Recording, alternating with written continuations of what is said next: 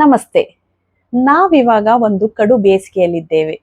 ಯಾರನ್ನಾದ್ರೂ ಕೇಳಿ ಏನಪ್ಪ ಶಕೆ ಇದು, ತಡ್ಕೊಳಕ್ಕೆ ಆಗ್ತಾ ಇಲ್ಲ, ಎಷ್ಟು ಬಾಯಾರಿಕೆ, ಎಷ್ಟು ಸುಸ್ತಾಗ್ತಾ ಇದೆ, ಏನ್ ಮಾಡಕ್ಕೂ ಮನ್ಸೇ ಬರ್ತಾ ಇಲ್ಲ ಅಂತ.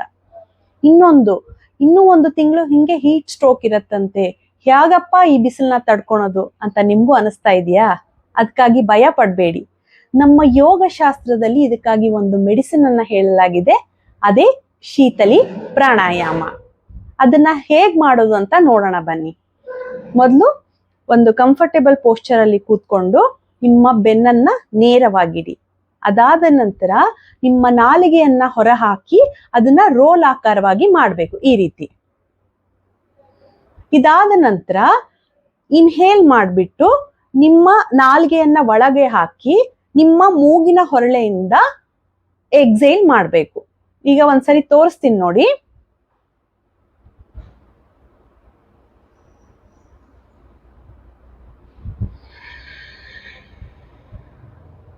ಈ ರೀತಿಯಾಗಿ, ಅಂದ್ರೆ ಮೊದಲು ನಾಲಿಗೆಯನ್ನ ಹೊರ ಹಾಕಿ ರೋಲ್ ಆಕಾರವಾಗಿ ಮಾಡಿ ಇನ್ಹೇಲ್ ಮಾಡಬೇಕು.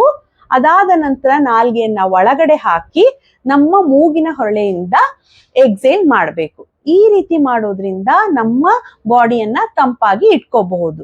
ನಾವು ನಾಲ್ಗೆಯನ್ನ ಹೊರ ಹಾಕಿ ಗಾಳಿಯನ್ನ ಇನ್ಹೇಲ್ ಮಾಡಿದಾಗ ತೇವಾಂಶದಿಂದ ಆ ಗಾಳಿ ಒಳಗಡೆ ಹೋಗಿ ನಮ್ಮ ರೆಸ್ಪಿರೇಟರಿ ಸಿಸ್ಟಮ್ ಅನ್ನ ಕೂಲ್ ಆಗಿ ಮಾಡೋದ್ರಿಂದ ನಮ್ಮ ಬಾಡಿ ಟೆಂಪರೇಚರ್ ಸ್ವಲ್ಪ ಕಡಿಮೆ ಆಗತ್ತೆ. ಇದನ್ನ 15ರಿಂದ 20 ಸಾರಿ ಮಾಡೋದ್ರಿಂದ ನಮ್ಮ ಬಾಡಿಯನ್ನ ಕೂಲ್ ಆಗಿ ಇಡಬಹುದು. ಇದಷ್ಟೇ ಅಲ್ಲದೆ ನಮ್ಮ ಪಿತ್ತ ದೋಷವನ್ನ ಕೂಡ ಕಡಿಮೆ ಮಾಡ್ಕೋಬಹುದು. ಇದು ನಮ್ಮ ಹಾರ್ಟ್ ರೇಟ್ ಅನ್ನ ಕೂಡ ಕಡಿಮೆ ಮಾಡತ್ತೆ, ನಮ್ಮ ಮೆಟಬಾಲಿಸಮ್ ಅನ್ನ ಕೂಡ ಸ್ಟ್ರಾಂಗ್ ಮಾಡತ್ತೆ.